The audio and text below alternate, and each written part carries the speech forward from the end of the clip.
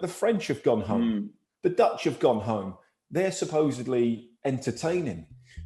Ronaldo's gone home. Germany's gone home. Germany's gone home. Ronaldo, Portugal have gone home because they can't defend.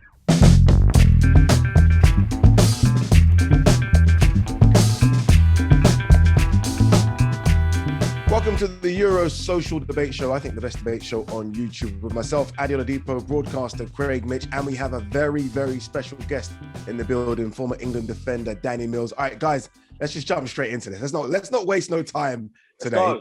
Danny, I'm going to start with you, Dan. Come on, be honest. It's coming home, innit? Be honest, guys, what were the predictions before the game yesterday? I went 1-1 in 90 minutes and then 2-1 after extra time. I thought I always thought it was going to be a tight game. Yeah, same. I thought it was going to be a tight game as well, but I thought we were going to nick it 1-0. That's kind of been the theme of our Euro so far and England's play in general over the last year. So I thought it was going to be edgy, cagey, and we was going to just nick it 1-0. But 2-0, I'm not complaining. I feel bad, I can't lie to you. At the start of the game, I said Germany 2-1. I feel like I have to hand my British passport back to the embassy. Get out. And just leave now. And just leave. I saw my mum yesterday. She didn't even talk to me. She just gave me a look. And I was like, Mum, I know. I said it, Mum. I don't blame you. Dan, 55 years. You know what I mean, right? I was nervous for England. Let's talk about the star players.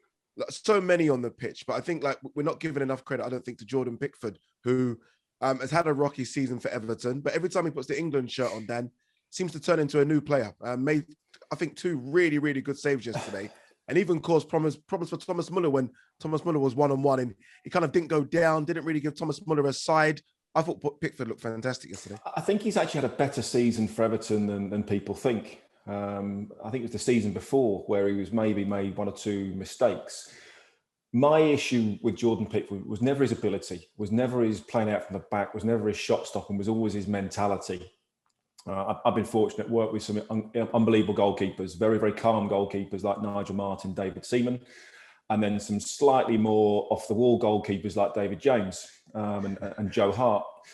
And my fear for Jordan was that he was going to end up with a bit of sort of Joe Hart syndrome. And when we saw him in the Euros before Iceland, so pumped up, so emotional. And I think we've seen that before from Jordan, that he gets so wrapped up in it and he starts to make emotional decisions, and you can't have that as a goalkeeper. But in all credit, I think he's recognised that. He's been working with a sports psychologist all throughout this season at Everton, and he looks a lot calmer now. Even before, where players used to roll it back to him and he used to strike it. It was like he was trying to knock it out the galaxy.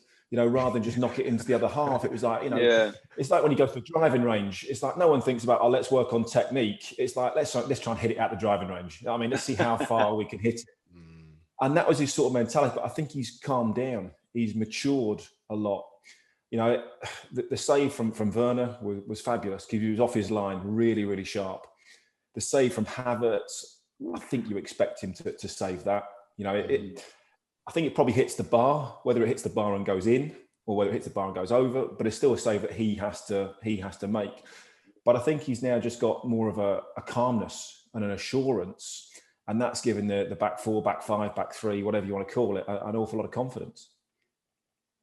Craig, who was your man of the match yesterday? So many good players yesterday, right? Sterling getting on the score sheet again, 3 goals in the tournament. Kyle Walker, quietly effective. Luke Shaw, second half, looked really, really good. Started to do what I expect left wing back to do.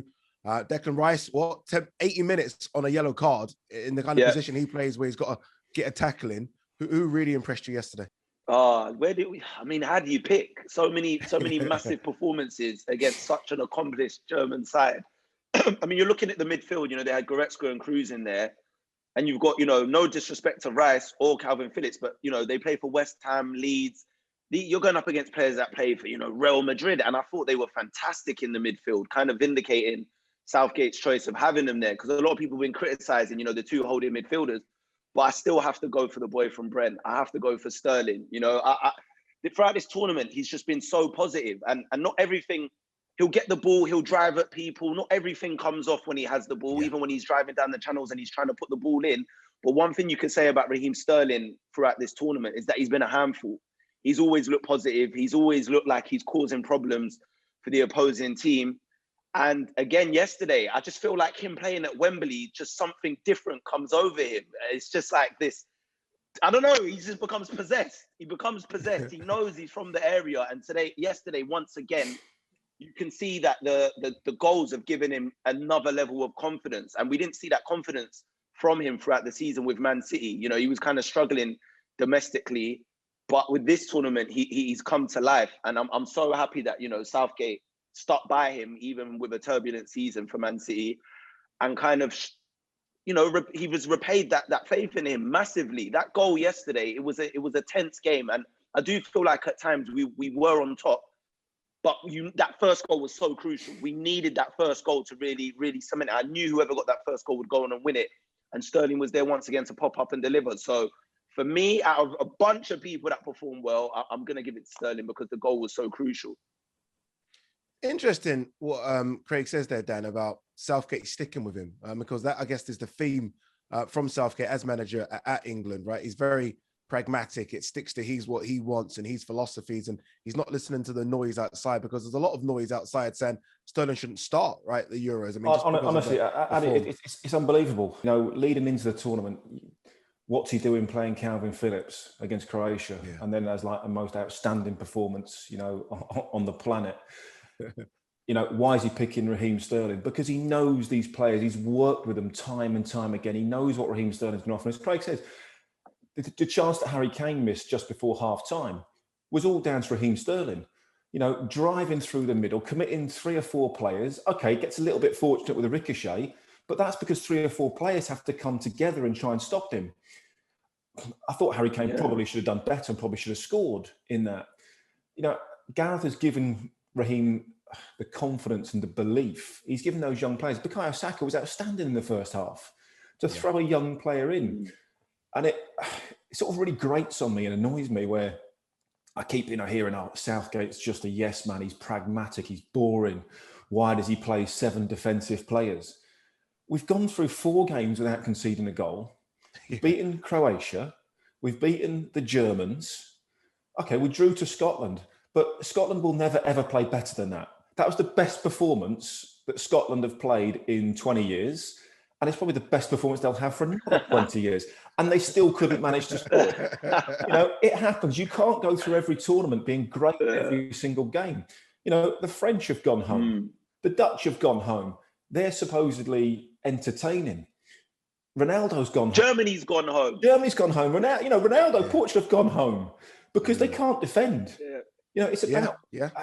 And he's also made big decisions as well. And he's left, you know, he's left players out. He's picked his own team because he knows those players. He knows what he sees in training. And he's...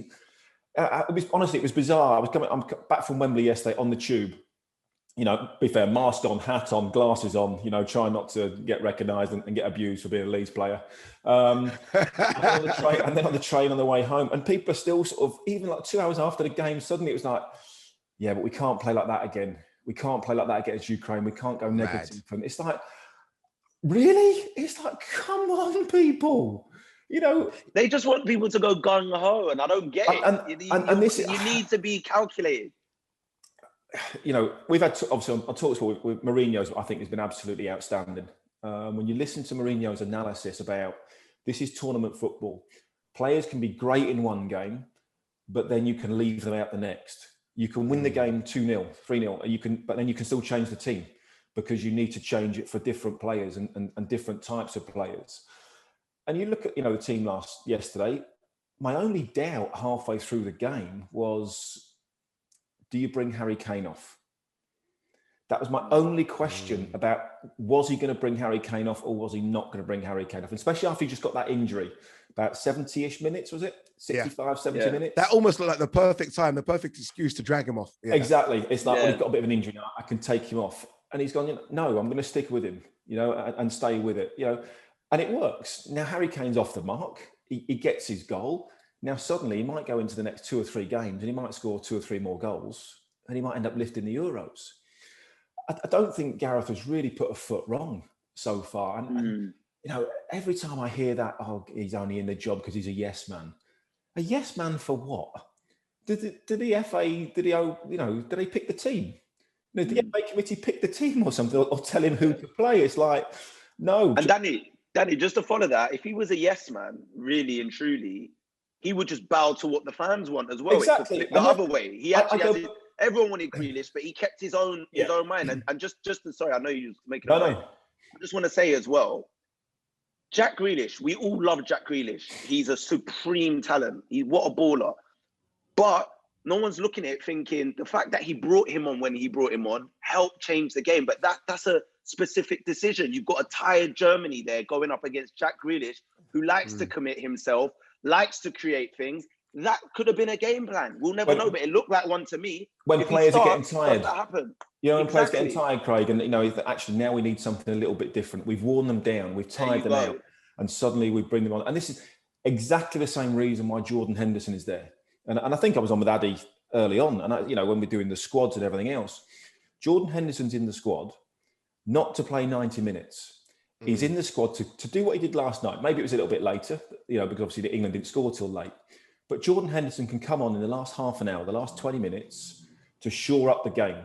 You don't need him for 90 minutes. You need that experience, because Declan Rice, Calvin Phillips are very, very, they're young and they're inexperienced at international football. Yeah. Neither of them have played Champions League football.